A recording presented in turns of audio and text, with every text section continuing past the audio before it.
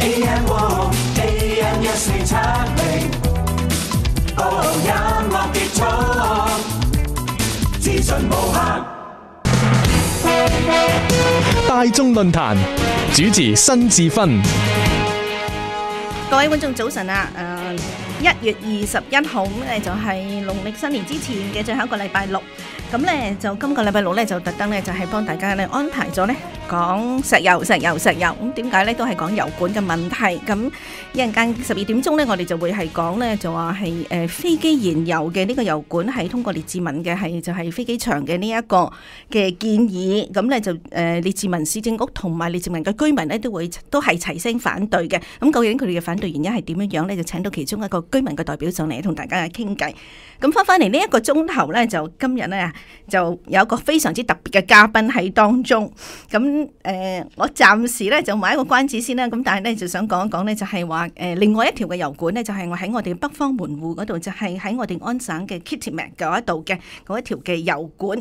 咁呢條油管咧就而家咧就係舉行緊公聽會啦，咁咧就有成4000幾個人咧，就係登記咗咧，就係出席呢個公聽會去表達嘅意見。咁所以咧，亦都證明咧係對我哋 BC 省嚟講咧，大家非常之關注，亦都係好受爭議嘅一條嘅油管。咁所以咧，就為咗呢件事咧，咁今日咧亦都特登咧，亦都好高興咧，係請到咧大衛鈴木基金會嘅創始人大衛鈴木博士咧，就上嚟咧同我哋一齊去傾偈嘅，就係Dr. David Suzuki from David Suzuki Foundation。Welcome to the show, Dr. Suzuki. Thank you very much. It's good to be here. Yeah, it's really my pleasure to have you. I know you got a very hectic weekend. Yeah. 咁或者我亦都講少少咧，就係David Suzuki 嘅一啲嘅背景俾大家聽咧。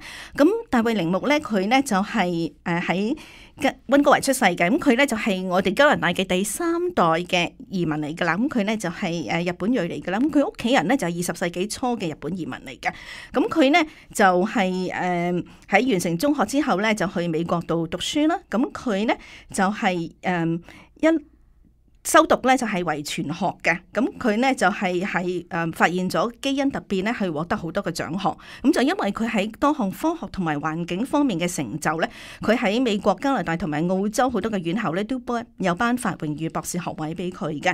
咁另外咧，佢喺UBC 大學咧亦都擔任動物學教授嘅。咁去到2001年退休啦。咁79年咧，佢哋開始咧就呢一個大家都好知道喺 CBC 電視台嗰度去擔任呢一個科學嘅電視節目 Nature of Things 嘅呢一個嘅主播啦，咁另外咧David Suzuki 咧亦都係榮獲加拿大勳章啦。咁2004年咧，佢咧就獲選係10大傑出加拿大人嘅。咁好啦，咁你言歸正傳，咁就講翻呢一條嘅 Enbridge 嘅公司佢建議嘅呢個北方門戶嘅呢一個嘅油管啦。咁佢哋嘅建議咧就係有2條嘅油管，咁呢一條同埋咧喺 Kitimat 呢個地方咧就有一個嘅碼頭嘅。咁呢2條嘅油管咧，每一條咧係超過1000 kilometers， 即係1000公里長嘅。咁其中一條咧，每一日咧係運載嘅石油嘅嗰個嘅數量咧，就係52萬桶。其中一條，咁另外一條咧就係釋稀咗嘅油咧，即係嗰啲咧就叫 condensate。咁 condensate 咧就係釋稀咗嘅油，咁嗰個咧就係接近20萬桶，即係話咧每一日咧，咁呢2條油管夾埋咧就將會有超過70萬桶嘅油咧，就係經過呢一啲嘅油管咧去到 Kitimat 嘅海岸。咁另外就當然咧，除咗呢樣嘢嘅時候 ，Kitimat 嘅碼頭都會有好多嘅 tankers 啦，佢哋叫 super tankers 啦。咁呢啲 super tankers 呢啲大型嘅運油船咧，每一隻船咧就係超過3個足球場咁大嘅每一隻船。咁大家可以想象下，就有幾多隻運油船每一日要經過嘅嗰個嘅碼頭，然後先至可以運載晒呢70萬桶嘅原油出去咧。咁所以咧就我知道大衛鈴木基金會咧，其實都已經發表咗一個聲明咧，就係反對呢一個嘅計劃。咁但係當然咧，有位 Dr. Suzuki 喺度嘅話咧，我梗係要問下佢就係點解佢反對咧？究竟佢反對係個地方啊，係反對嗰個嘅油管嘅路線啊，定係根本就係反對去將我哋嘅石油輸出去亞洲咧？Okay, Dr. Suzuki, I know that the David Suzuki Foundation has already issued a public statement saying that you guys are opposed to the Northern Gateway pipelines. I want to know exactly what's the reason. Are you against the location, the route, or simply the idea of exporting oil to Asia? No, I think certainly not the last reason, but I think that we understand when you have a pipeline that's over 1,000 kilometers long, there are going to be leaks. I mean, Enbridge alone in an 11-year period, Enbridge pipelines had over 800 leaks. So let's not listen to the promise there will not be any leaks. There will be leaks. The big fear is that once that oil gets to the coast, the boats, these giant supertankers, will have to maneuver through some of the roughest areas along our coastline. Now, just this week, we saw that major cruiser with people in it that crashed in the Mediterranean. This had hundreds of human beings on it, and the captain crashed that boat. In British Columbia, we had a ferry, the Queen of the North, that hit an entire island and sank. We're going to have super tankers that take miles and miles before they can stop, that are cruising in waters that have reefs and rocks that we don't even know about. And this is what coastal First Nations are saying. No, it's not worth the risk. 嗱，咁今日咧亦都好高興咧，就係有佢哋大衛利姆基金會嘅氣候轉變召集人何明宇Winnie 咧上嚟咧就幫Dr. Suzuki 咧係做翻譯嘅嚇 Winnie。嗱，我知道其實好多朋友都應該可能會知道 Dr. Suzuki 講咗咩，咁我就撮要咗佢頭先所講嘅東西啊。咁就因為呢，其實David 咧就講得好清楚呢，基金會同埋佢自己本人呢，都唔係話只係話係 Fenella 講嘅第三點，就係話係反對，只係就係為咗反對輸出我哋嘅加拿大嘅油，其實呢係因為係主要就係為咗安全嘅原因嘅。咁因為我哋知道呢，就係話 David 所講呢，就係有成超過1000個 kilometer 嘅油管。我哋知道呢 Enbridge 呢個油公司呢，以往呢已經佢嗰個 record 呢，即係佢已經曾經呢係試過有成800次嘅漏油嘅事件嘅，呢個係 on the book 嘅，係 on the record。咁而我哋亦都知道呢，喺呢一個北方嗰個輸油管以外嗰個對開海面呢，其實呢嗰個海底裏面呢，其實係有好多岩啊，同埋呢嗰個海域呢，亦都係好大浪嘅，平時都係啦嚇。咁所以呢，我哋知道呢，就係話喺一個咁樣嘅環境底下，我哋仲要知道有咁多嘅大郵輪，每日要更加係加多去喺呢一個海岸嗰度呢，係兩邊走喎。咁我哋知道已經見到啦，意大利最近呢，就已經話一個咁大嘅遊船呢都會沉沒嘅。我哋知道喺 BC 省，我哋都試過喺同一個海域裏面呢，呢一個北方皇后號呢已經沉沒過嘅。咁所以呢，其實係為咗安全嘅原因呢，我哋見到呢，我哋就係話我哋嘅原住民呢，亦都係反對呢一個咁樣嘅計劃。咁所以其實基本上嚟講呢，即係佢反對就兩個原因，一個原因就係因為我哋 BC 省嘅即係嗰個北方嘅嗰啲內航道嚟講呢，係唔適合行呢啲咁大型嘅郵輪啦。咁另一方面呢，就係咁長嘅漏油管呢，咁長嘅油管呢，就肯定呢係即係會係有漏油嘅事件，爭在幾時先。咁但係呢，就我諗係即係無論係喺商界又好，或者係即係幾級嘅政府都好啦，都好大力去催谷呢，就係話呢一啲嘅油管對我哋加拿大全國嘅經濟前景呢係非常非常之重要嘅。咁同埋呢，就話反對嘅人呢，就係反對加拿大嘅經濟發展嘅。咁我就想睇佢點。Dr. Suzuki, because the proponents of the pipeline saying that it's key to those pipelines, the construction of it, they are key to the economic survival as well as the future of Canada. So are you against the economic development and the future of Canada and against the job creation as what some of the government officials have claimed? Well, obviously, I'm not against any of those things, but I am for future economic development that is sustainable. So are we talking about for the next 2 or 3 years before there's another election? Because politicians, when they're elected, the first thing they worry about is, when do I get reelected? And so everything they do is predicated on the idea, I've got to get people to vote for me within the next 3 or 4 years. And that's too short term. We are not asking the important questions. What is a truly sustainable economic system that can go on for generations. Right now, we act as if creating jobs right now, that's the important thing. And let me tell you that the industry is lying through its teeth when it talks about the number of jobs that are going to be created by this. It's been shown over and over again. Far less. We're talking maybe a few thousand jobs that may be created by this process. And yet the risk of losing jobs in fisheries, forestry, agriculture, all kinds of areas that will be affected by the development of this pipeline is much greater than the jobs that will be created. So let's get that all straight.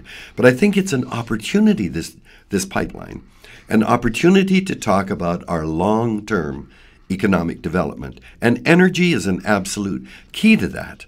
And from my standpoint, we should be looking much more to China for our guidance. China has committed itself to a green economy.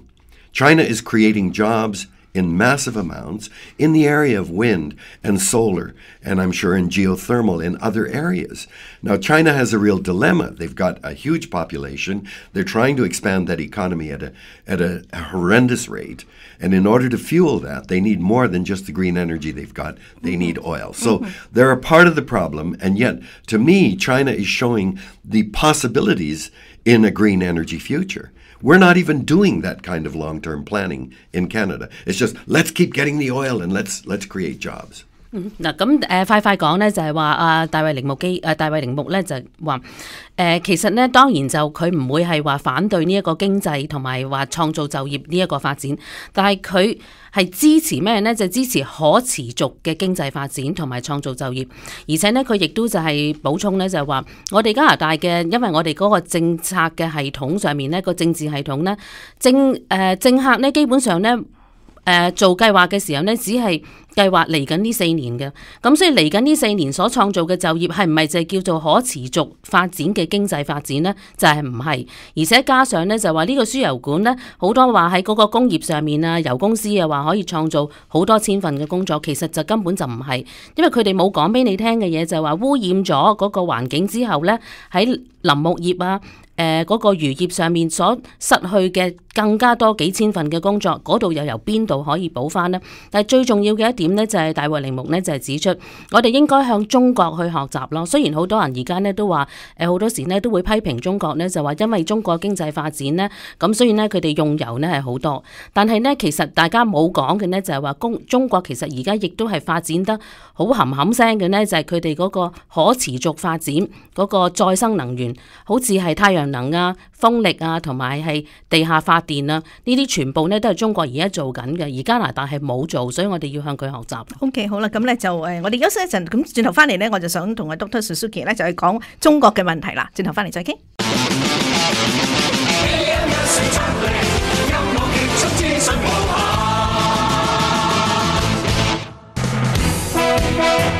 大眾論壇主持辛志芬。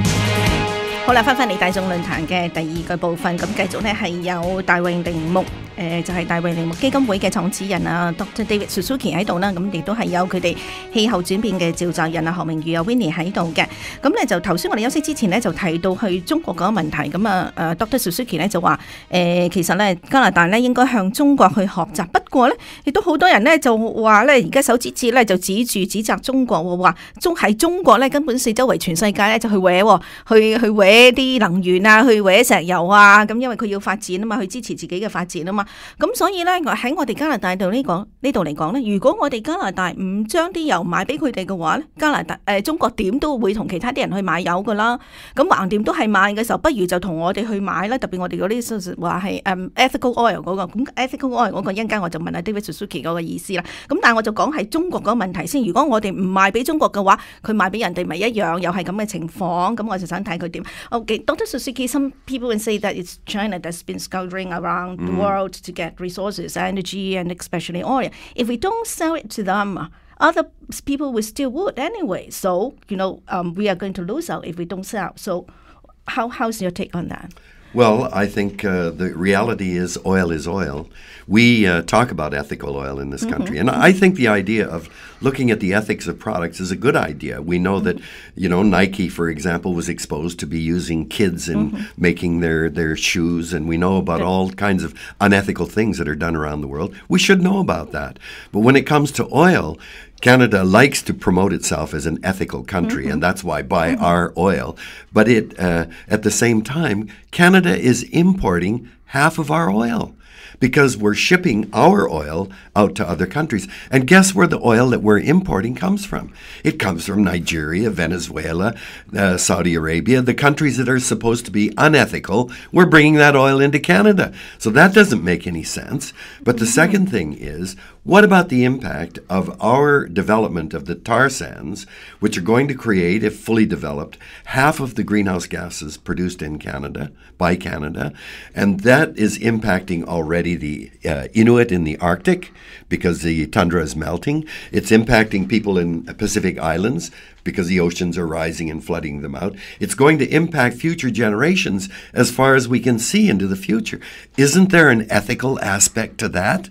It's causing drought in Africa and India, so people can't raise their crops because of the temperature is rising. Isn't that an ethical issue? My only conclusion on the ethical aspect of oil is all oil is unethical, and that we should be working as fast as we can to move towards a sustainable energy future, which is renewable, which would be wind, tidal, geothermal, solar, all that other stuff. But we ought to be getting off oil. David 咧就講咧，油咧本身就係話，如果我哋係講緊原油咧，因為根本上就係產生咁多嘅污染啦，咁所以係氯氣污染係叫做 GHG 啦，咁所以咧，如果係做油嘅話咧，如果你生產油本身就係冇話道唔道德嘅，因為個油本身就污染我哋嘅生活環境啦，咁本身就係冇話係道德定係唔道德，而同時呢，我諗好多加拿大人都唔知道嘅呢，就係 David 所講呢，就係話加拿大呢，雖然就話我哋啲油呢，因為我哋有政策啊，比較其他嗰啲第三世界社會就比較道德，但係其實加拿大一半嘅油呢，我哋所用嘅油其實係入口於一啲係所謂我哋而家形容係不道德嘅國家嘅，例如好似委內瑞拉啊。Nigeria 啦，喺非洲啦，同埋中東地區嘅。咁所以如果我哋要講到話係道唔道德嘅話呢，我哋本身自己都已經係唔道德嘅。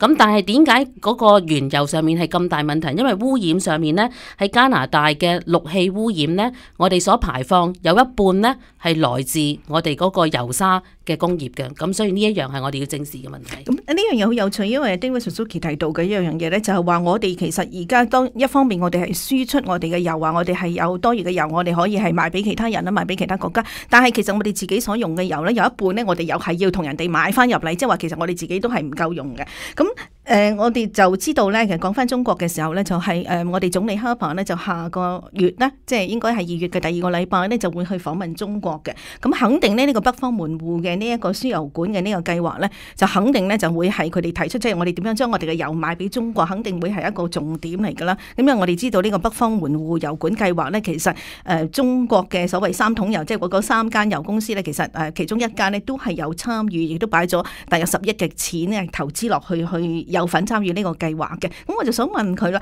咁既然總理去到嘅時候都會肯定係會提到呢樣嘢嘅時候，咁佢想總理去到嘅時候咧，係就呢一件事係點樣講咧，或者係帶個咩信息俾中國嘅領導人呢？ Dr. Suzuki, we know that Prime Minister Harper is going to visit China very soon, the second week of February.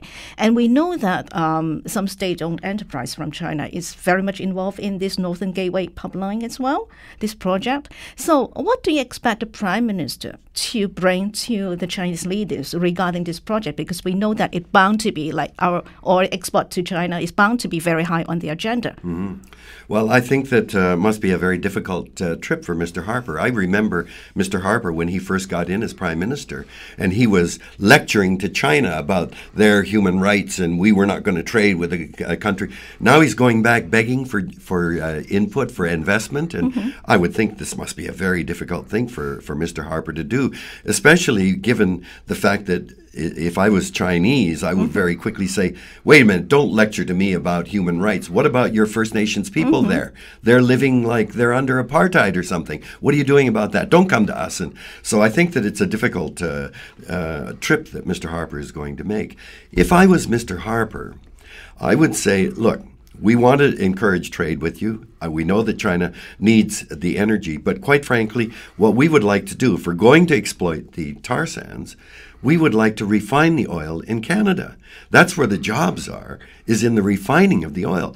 So it doesn't make sense to me, as a Prime Minister of Canada, to be shipping the crude bitumen from Kitimat to China so China can refine it, get the jobs, and then sell it back to us at a higher level. That doesn't make any economic sense. 嗱呢個咧就係好有趣嘅，大衛呢就係咁樣講嘅，佢就話呢係喺我大家都記得啦，係總理呢係第一次係上場呢做我哋嘅少數黨政府嘅時候呢，係不斷呢都係批評中國，就係中國嘅人權呢係做得好唔好嘅。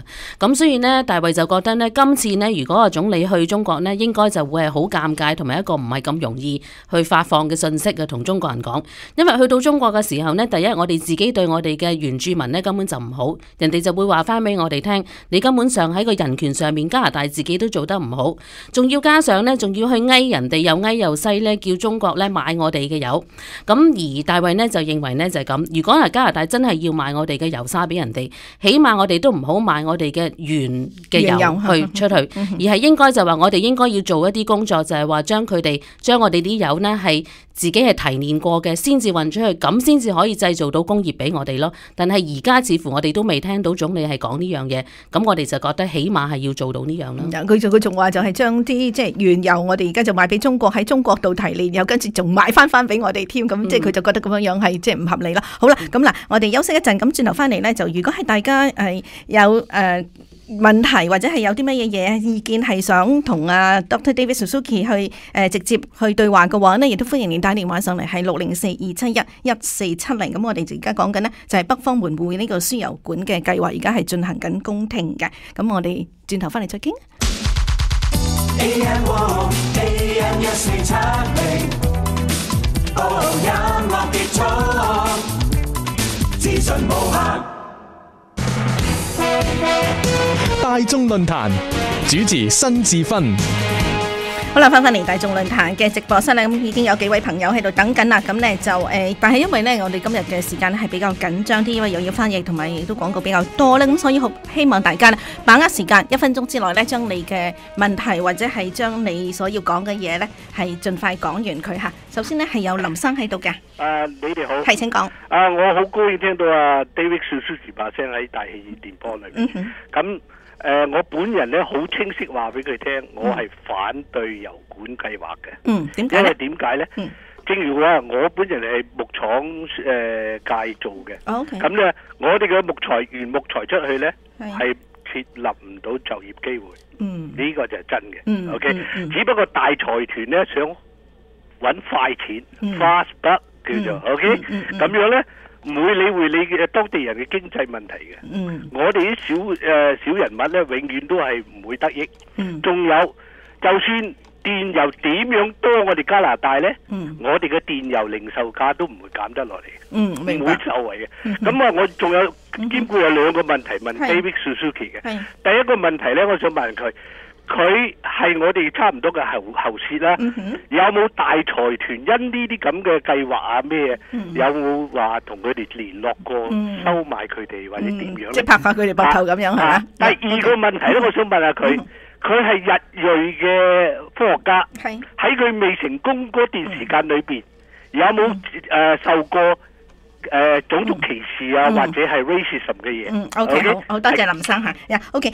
David, Mr. Lam said that he makes it very clear that he's against the pipeline project as well. He's in the forestry industry, the logging industry. He said that if we just export raw logs to other countries, that won't create jobs for us too. So it's similar as what you've been saying. Yeah, and those are the fast bucks that the industry would like to make only. It won't help the common folks.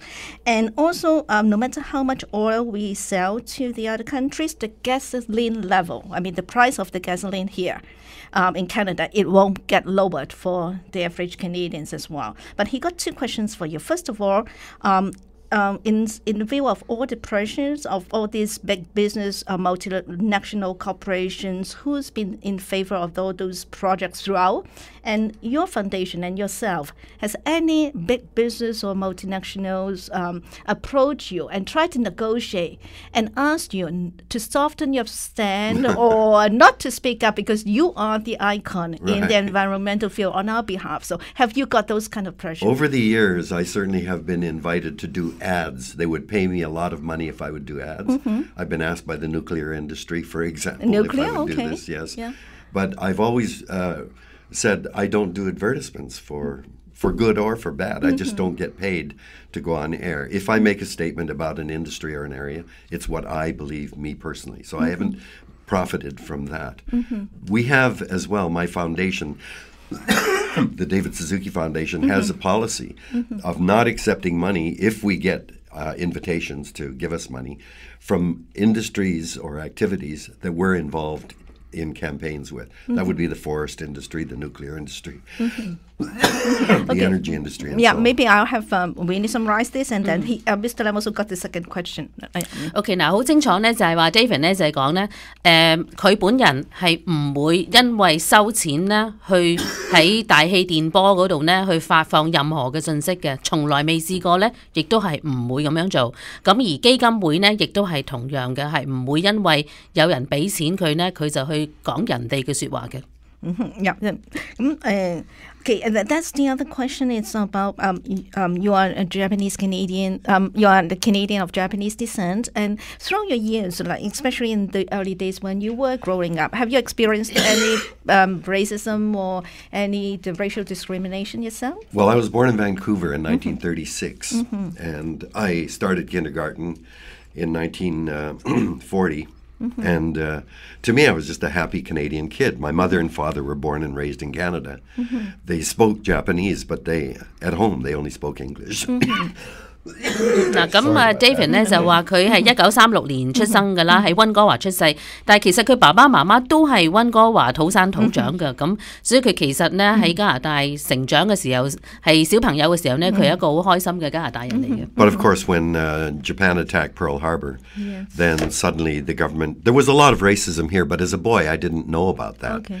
But the war enabled the government then to say, okay, you're not real Canadians. We're shipping you out of Canada, out of British Columbia. And I spent 3 years in a camp. But a child's experience is different. There was no school for a year and a half because there weren't enough teachers in these camps.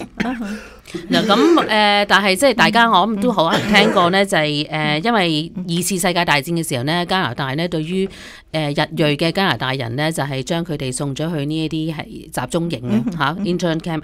咁而大衛呢，亦都係同佢屋企人一齊係被送走咗嘅。佢喺嗰度住咗3年。係啊，係3年咁，而有起碼年半呢係冇書讀嘅，因為係唔夠先生喺嗰度教書。But you know, I think of my parents who were in their early 30s, and they believed in Canada. They were Canadians. And for them, it was a great shock and a great disappointment. But they, after the war, they just brought us up to we have to be stronger Canadians. If, you know, Japan is not your country, Canada is. You make that commitment to make Canada a better place. And that means if you see someone discriminating against a black or a Chinese or a Muslim or a gay person, those persons that are prejudiced are your enemies. We always have to fight to get a freer, a fair society. And you have to identify with the victim because those victims change with time. But it's basically racism that is at work. You have to fight against them. 嗱，咁大衛呢就講呢，就係好多人呢可能以為就係話，因為喺呢一個被送走咗入去呢一個加拿大嗰啲淨係為日裔而設嘅集中營之後呢，可能就會係好負面。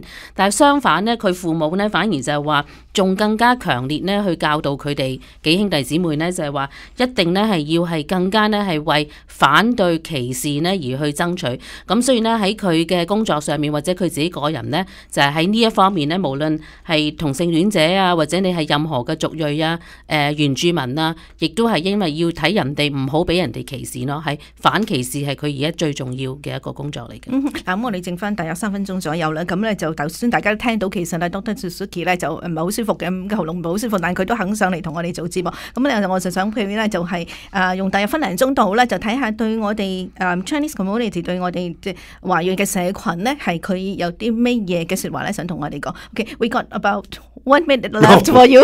Sorry about that, Dr. Suzuki. Yeah, it's the first time that you speak to the Chinese community through our program. So, is there any particular message that you want to send to the Chinese community, especially in face that like next Monday is Chinese New Year? 咁下個禮拜一就係農曆新年啦，年初一啦。Say it in the right way, which is 年年有餘。年年有餘係咪？Yeah. And any particular message? But the thing is that when you go in a Chinese festival, you know one of the most important things is food. And I talk to Chinese who've emigrated to Vancouver, and the thing they love here is fresh and tasty seafood. Well, those fish that we love so much, you go to TNT and see, whoa, all this stuff. Guess where we get them? They're coming from the coast where the super tankers from the end of the Enbridge pipeline comes out. If there's going to be a spill, it's going to have huge consequences. Those are the things we value so much.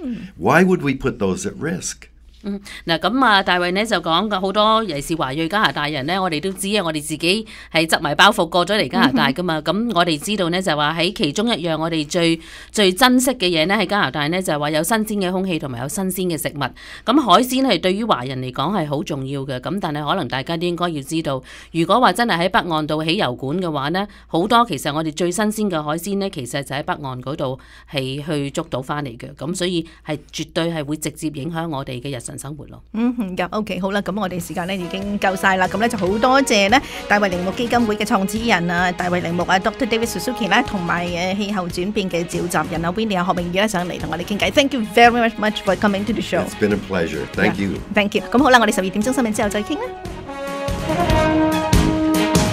以上嘉賓意見不代表本台立場。This is the spirit of multicultural Vancouver.AM 1470, CJVB, Fairchild Radio, Cable 95.5 FM. 陪伴你天天一起，文化交流資訊裏，服務社會。